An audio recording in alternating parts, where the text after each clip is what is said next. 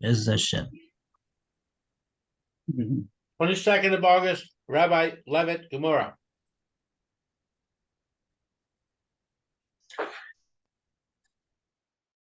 Back.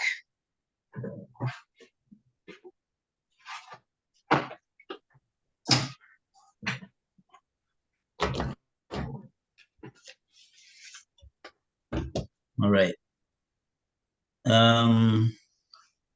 Let's see. Where are we back to? That's the question. Where's the marker? Oh, I see. The marker disappeared. Marker. Okay, so now, let's see. Kuf Yud Gimel.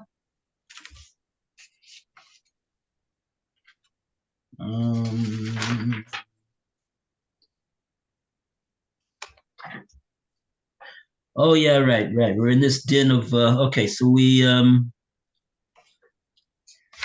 okay, so we're in the din of Rav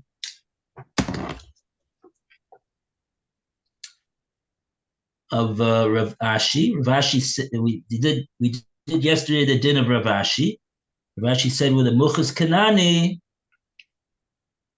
That was his explanation of this that we said in the Mishnayos in Klayim about avoiding the tax man. That the reason that it would be mutter is like Rashi says over here. There's not a chashash of gezel, and the provided there would be no Chil Hashem, it would be okay, because he doesn't realize the deception that's involved. So that's what Rav Ashi is talking about. Practically speaking, one would have to be concerned for the possibility that they would find out, and if so, then there would be a huge Chil Hashem, of course. So that's that. And now we go on to the Brisa. And the Brisa is the Desanya Yisrael Uknani Onas Shabo Ladin. So here we're not talking anymore about a tax collector. We're simply talking about a Yisrael and a Knani. And this word Onas over here is questionably part of the Gemora. The Sforim say that it was included by the censor.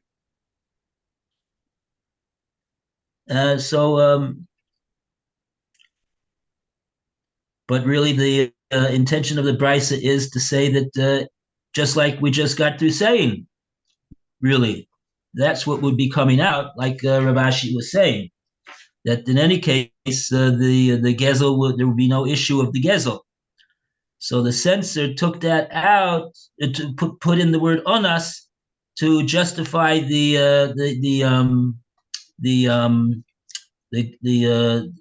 reason why there's no isser of there's no issue of gezel over here with the non-Jew.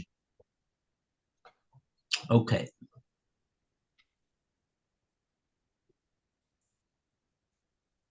Okay.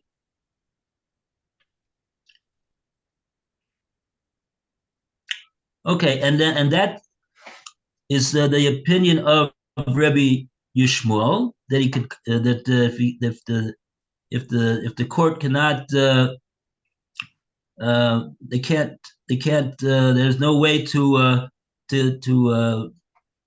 cause the Yisrael to be the meritorious party over here, either according to the Torah or according to the law of the land.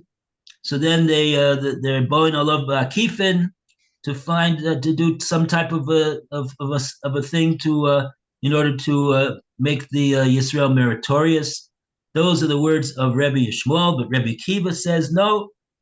There's no, there's one should not take the approach of Boy Alav Bakifin because of Kiddush Hashem.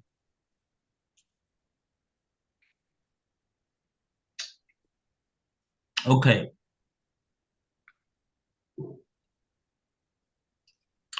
Oh, and interesting. And we were asking the other day. I was asking, why does it say Kiddush Hashem? It should say because of Chilul Hashem. And the note over here, the explanation seems to be like that.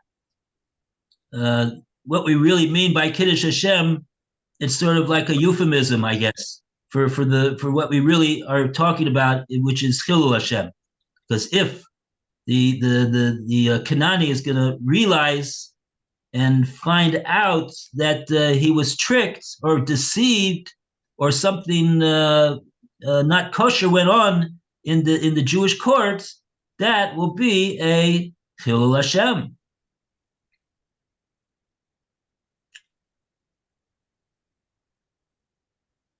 Yeah.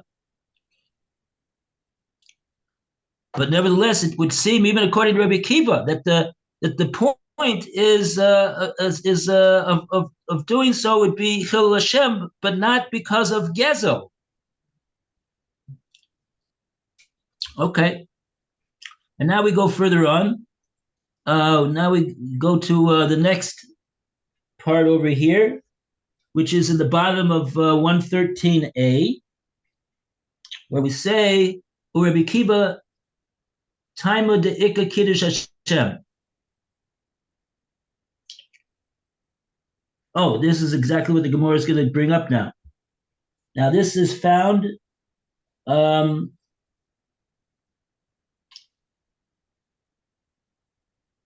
this is 3 lines from the bottom of 113a. First word in the line is mipnei. Mipnei Kiddush Hashem, and then the Gemora goes 113a6, left-hand column. Gemora notes. Okay, Roy, you want to? Okay, Lou, you want to start? Okay, the Gemara notes an internal contradiction in the teachings of Rabbi Akiva. Rabbi Akiva Tama Deika Kiddush Hashem. Now, even according to Rabbi Akiva, the reason for prohibiting stratagems is sanctification of the name.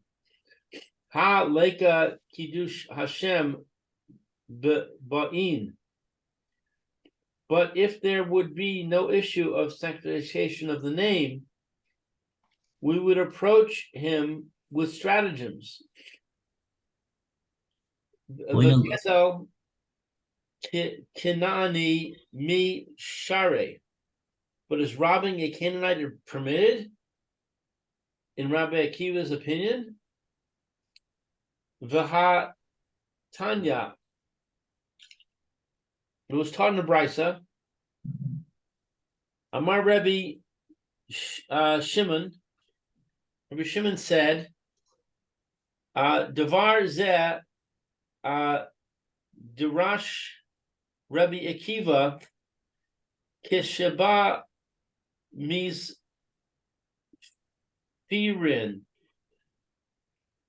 This law was expounded by Rabbi Akiva when he came from Sfirin. Minayan legezel Kinani shehu aser. From where do you know that robbing a Canaanite is prohibited? Talmud Lomar, the Torah states in the passage about a Jew who sold himself as a servant to a Canaanite. Acharei nimkar geula tiyeh lo. After he has been sold, he shall have a redemption.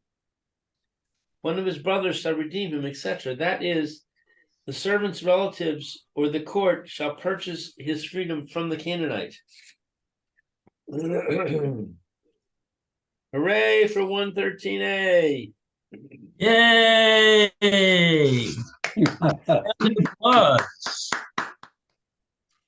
Salo yim shekenu V'yetze. This verse teaches that one may not pull him out of the Canaanite's possession and let him escape. Rather, the Redeemer must pay the Canaanite for the servant's freedom.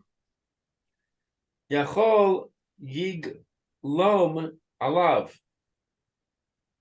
Now, it might be thought that one should act foolishly and even allow the Canaanite master to overcharge for the servant. Talmud Lomar, the Torah therefore states, V'chishav im konehu. He, the Redeemer, shall make a reckoning with his purchaser. V'dakdek im konehu. That is, he shall be exact with his purchaser.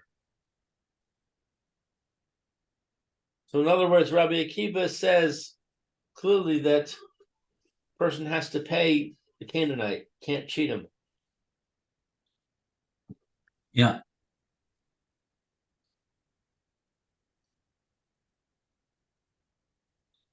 So we see a stira in Rabbi Akiva.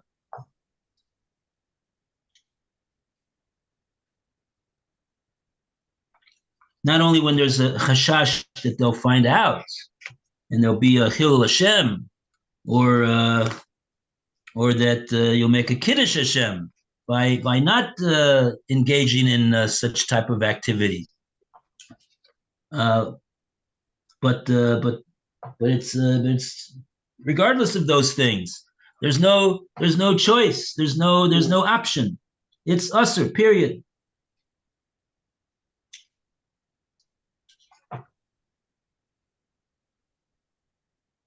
Okay. We got two Rashis over here. Phil is not here today. Yeah, he wasn't here yesterday either. I wonder where he is. He told us that he was going on vacation with his family. Oh, yeah, I think I remember that. Yeah. That's what happened. Okay. All right. So we're looking on 13A or 13B? Okay, so this, you're reminding me of the fact that we didn't even do the Rashis on the bottom of 113A. Ah. But we did Dina Malchus Adin already, right? Oh, yeah.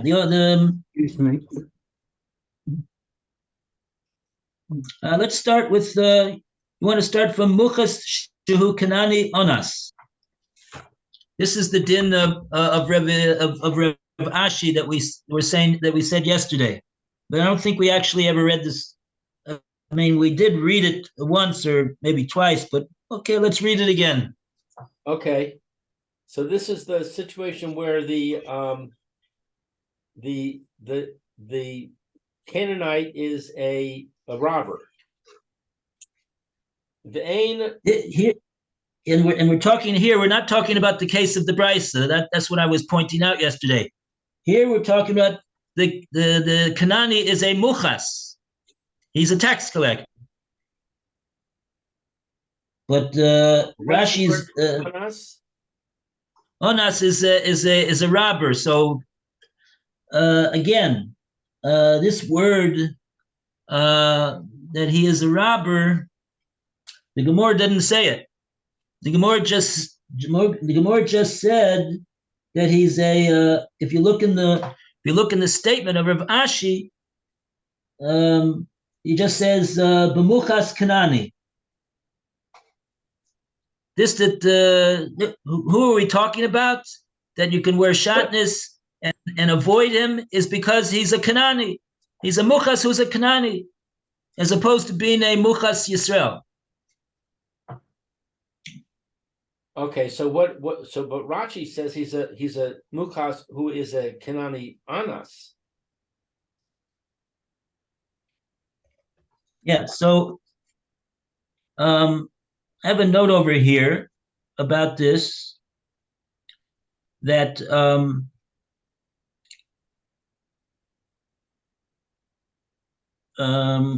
Zion, it says that sugya hecha de kosuv kanani ovid kochavim kusi tzarich lomar goy. Okay, that's something else. So that's number one. When we say kanani, that was something that was put in by the censor to avoid the word goy. So okay. So Rashi's got the word onas. Okay, fine. Ve'ein lechush im goes low. Hechi deleka chilul Hashem she'im she'ein mi ben shezeh machzov. We're not concerned if he's a thief or if he stole this. If the Jew avoids the tax to not pay him, which would be gezel. Oh! We're not concerned if the Jew commits gezel, and therefore promulgates a chilul Hashem.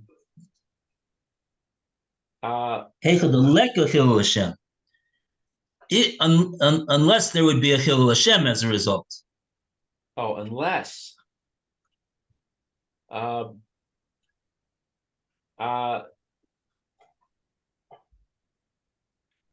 Heicha, where there is no issue of chilul Hashem. In other words, Rashi's saying we're not worried about gezel in the case where there's no chilul Hashem.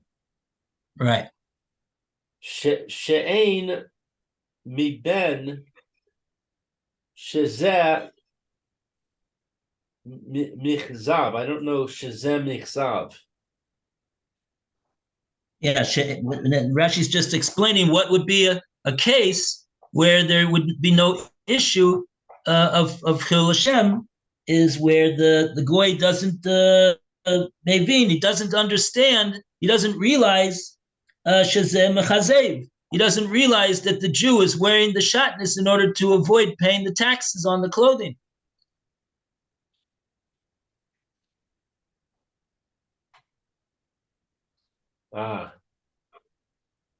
So we're not concerned in this case because the Jew is acting in such a way that the goy is not going to be able to figure it out. Yeah, he figures, oh yeah, this Jew, he must be the goy says, oh yeah, I've heard about this. I've heard about Reb Scheinberg, and he wears 100 pairs of tzitzis. And this Jew, maybe he's a student of Reb Scheinberg, so that's why he's wearing all these pairs of clothing. He doesn't realize that the Jew's doing this in order to avoid paying the tax. Hello, how are you? So like that, there's no Isser Gezel to contend with, and there's also no concern of Chil Hashem. Right. Let me just close the door. The grandchildren are in so like that. Oh, okay. Okay. Okay, so that's Rav Ashi, and he was talking about a tax collector. Now the Gemora brings the Brisa, which is not talking about a tax collector, it's just talking about a Jew and a non-Jew. Right. And okay. Be'ein alav ba'ak ifin. and there is not Boin. We come upon. We come from the word bo. We come upon what is this? Ba'akifin? Bakifin. In with crookedness. With not nishta ze glatz. Okay, b'chachma ad she potrin es hayishrael hayisrael. Oh, I see. Uh-huh. Okay, in other words, the way Rashi is translating the word akifin, he's translating that word as ba'alilot. You see that? No. So the alilot is the actual word itself is like you have a lilas dam, like a blood libel. You come upon the Jewish people with this pretext that they must have used this blood for the Passover or whatever, it's something like that. So that's an alila, a false accusation. So that's how Rashi's explaining the word akifin over here. What type of crookedness is involved over here? Says Rashi, it's the type of crookedness that the Bezdin comes upon the non-Jew with like accusations or some type of a pretext of making some type of a trick or a scheme in order to exempt the Jew from liability in this case. Seems that Rashi understands the case is that the non-Jew was bringing the Jew to a Jewish court, and he was claiming that the Jew did something to him, whatever, and owes him money. And so the court is finding ways to come alilos against the non-Jew and exempt the Jew from liability in this case.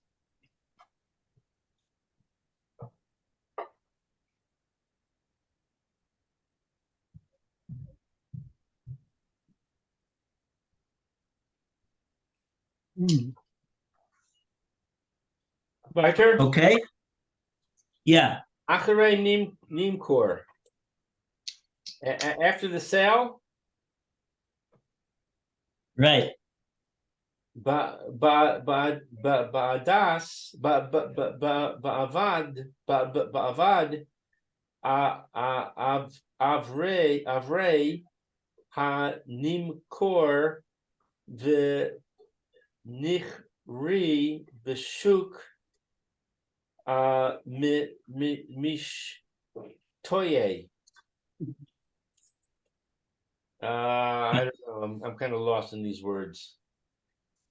Okay, so be'eved with a slave, Ivri, a Jewish slave, hanimkar, that was sold lenachri, to a non-Jew, b'shuk, in the marketplace, mishtoy. We are dealing with. We're talking about. This is now the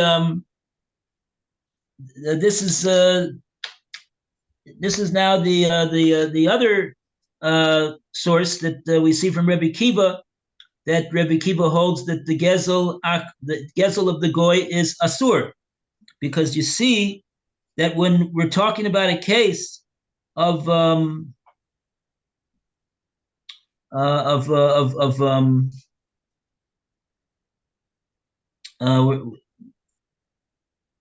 this is a pasuk really. This is a pasuk in Sefer Vayikra. So you have it in your Torah or over here, if you could find your Torah or. It's the second pasuk in the Torah or. Acharei nimkar geula tielo. After he has been sold, or rather bought back, I guess, Geula Tielo, or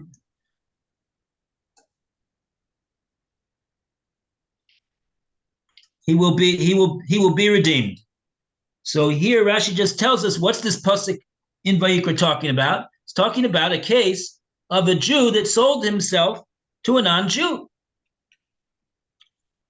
And so now the relatives or whoever has Rahmanas on this Jew, they want to get him away from being a slave to this non-Jew, and so they're going to have to pay in order to get him free. Why can't they just steal him away from the non-Jew? So you see that the Acharei Nimkar, after he's been sold to the non-Jew, I think that's what the word Nimkar means. After there's been a sale to the non-Jew, he's made a purchase, and you can't just steal the person away from him. You have to pay him. That's what the Torah is saying.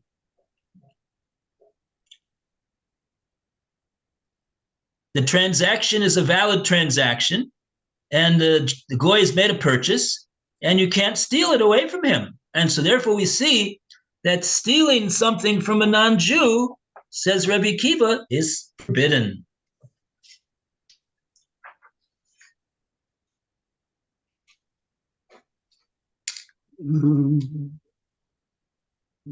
Oh, we're going to, now we go to the next Rashi on the next page.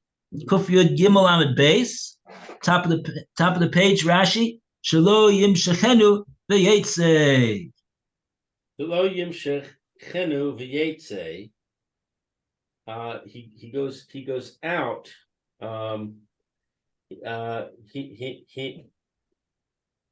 He may not pull him out.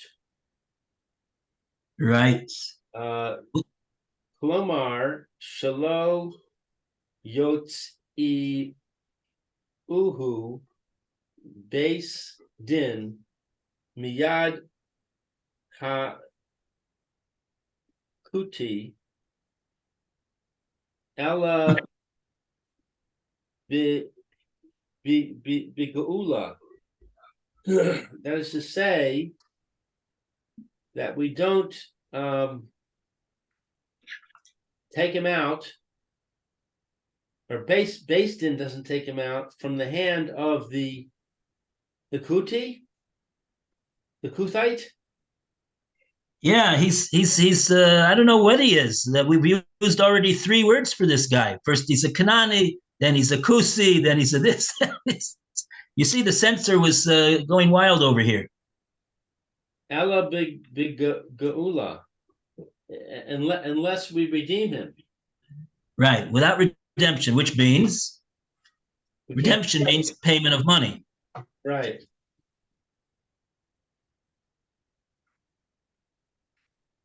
Yiglom.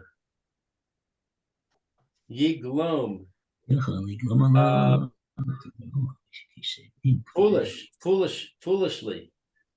Yachol Yaniach es ha Kanani likpool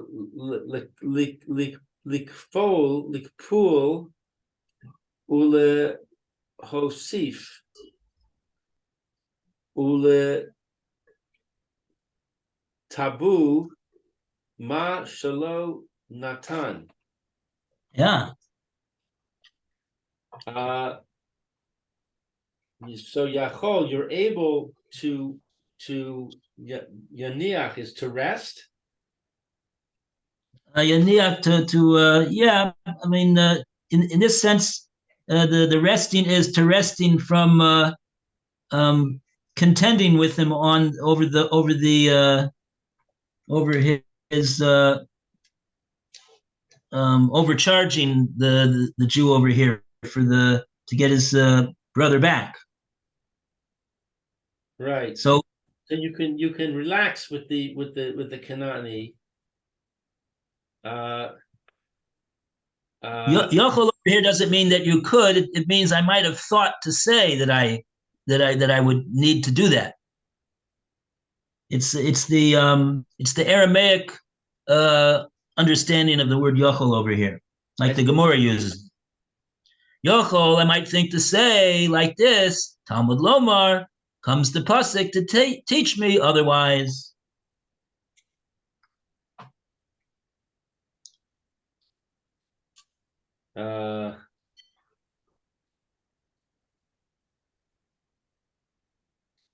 So I might have said that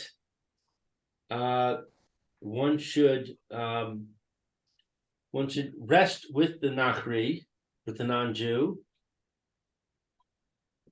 What is lichpol? To double, from the word kefil, to pay double. And pay him double. Ula hosif ula savu ma shalo natan. You might thought that I should relax and pay double from what I would normally give. From and allow the Kanani or the Kusi or the whatever he is, lahosif, and to add on to the price and be tovea a price mashalo nosan, that which he did not give. He, I think, is referring to the Kanani. Maybe he paid for him 10,000. So now he's charging you. He wants to charge you 20,000. And what is tovea? To make a claim, to demand, to make a demand. He's going to demand that 20,000 over here. Oh, let him demand what he didn't pay. Yeah, he didn't pay 20,000. He only paid 10,000. Right. So you might have thought to say, okay, in order to get this Jew free, we're going to have to pay double, and we should allow the Kanani to do that to us. I guess the Havamina is because that's what he's demanding. So let's pay his demand. Because we're redeeming him. We're redeeming the stolen item. It wasn't stolen. He bought him fair and square, right? Oh, okay. We're redeeming the item. So we might have thought that since we're redeeming it, we should be lenient.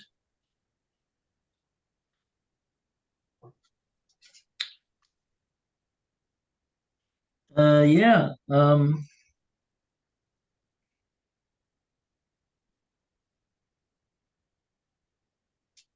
Yeah.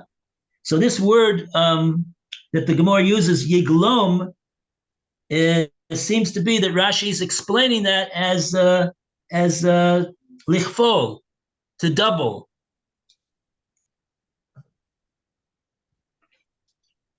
You might think that you should allow the goy to lichfol, to double and demand twice as much as what he himself gave.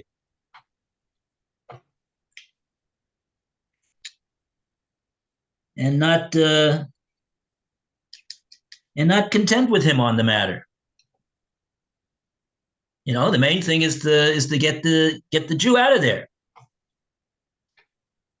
It's not going to be too easy to keep Shabbos for this Jew when he's been sold to goy. So you got to do it at any price that he asks.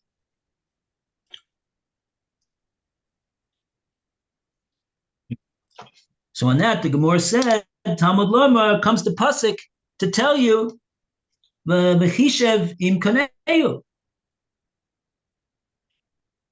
Yidaktek im kaneyu.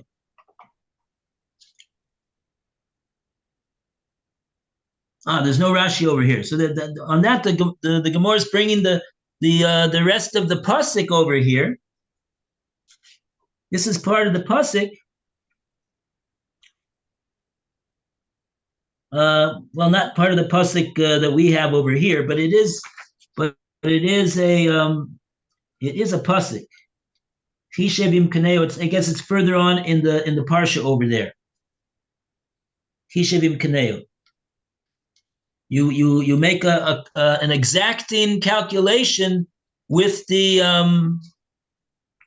with the non-Jew on what it is that you have to pay and what it is that you don't have to pay.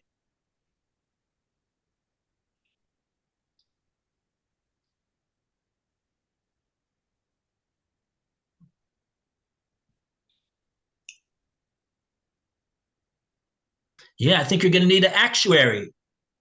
You know, the goy paid 10,000 for this Jew. How many years of work does this Jew have? Oh, he's got I don't know, 10 years. That's what the actuaries say.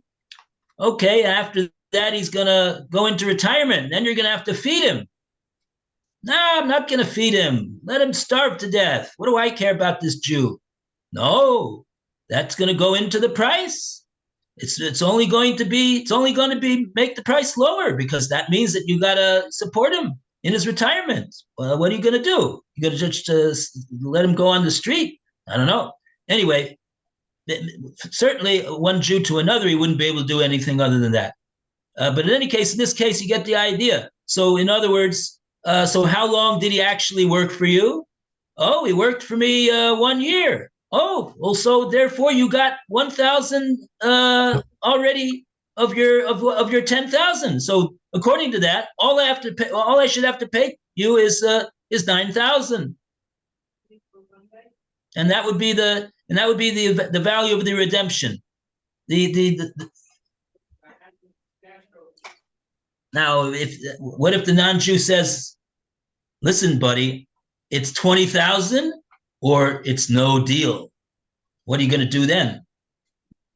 So then you would have the opportunity to come against the non-Jew with a strategy, and I think so. Maybe not. Maybe not. I don't know. Maybe that's an interesting question. But at least lechatchila over here, you see that the Torah is saying that that the Redeemer is fully within his rights to I guess to only pay the exact amount that is owed to the goy, just like in a case of redemption. This would be the case with an Eved Ivri that was sold to a Jew, that we would do it like that. He's over there. The deal is he works for 6 years and then he goes free. And so if the Jew number one paid 60,000 for this Jew to work for him for 6 years, so each year was worth 10,000. And so at the end of so if somebody wants to redeem him in the middle of the 6 year period, it would go according to that calculation. Okay. Oh, and we are way out of time. Sorry. Yeah, we started too late. All right. All the best, everybody. Have a good day. You. You and see you tomorrow. We're right in the middle. Everybody should be concerned over here. What's the resolution of this Gemora? We have a contradiction in the words of Rebbe Akiva. Does Rebbe Akiva hold that Gezel goy is mutter? Does he hold that it's usher? What's the resolution over here? Okay, tomorrow. Thank you. Bye. See you, Alan. Bye, Alan. We'll see you at 4, right?